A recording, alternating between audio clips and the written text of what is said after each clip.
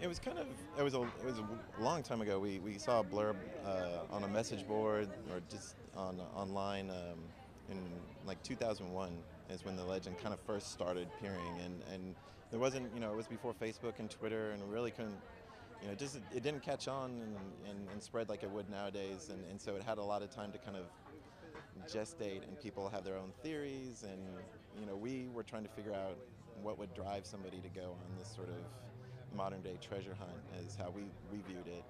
And so we started working on the story and the backstory and kind of embellishing our own, and making up our own reasonings and this character. And then years later, as some people did more investigative reporting and kind of the legend got debunked, it was interesting seeing some similarities and a lot of the differences, because it all was contradicting itself, including all the legitimate journalism. So we just we were happy with our version of the truth as it was, because it just seemed much more.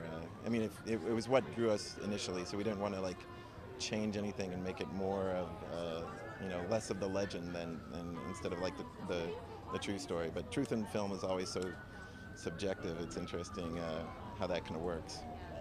Well, what about Japan? Have you guys been to Japan before this story, or are you guys travelers? We do like to travel. Nowadays, it seems the only time we get to is when we're going to a festival. And making films is a good way to see the world. Hopefully, we get some more opportunities to do that. We'd been to Japan, as a very, very brief tourist before.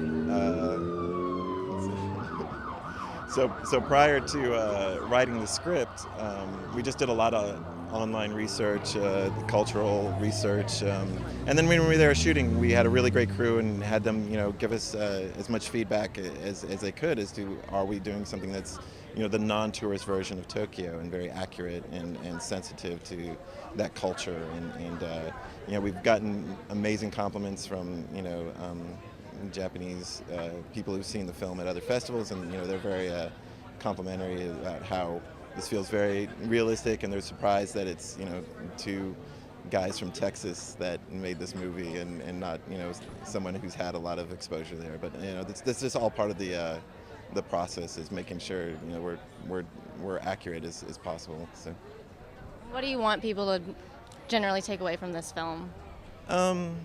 It's we like films that don't really hit you on the nose or hit you on the head with what they're trying. We're not really a preachy film. We hope people enjoy it.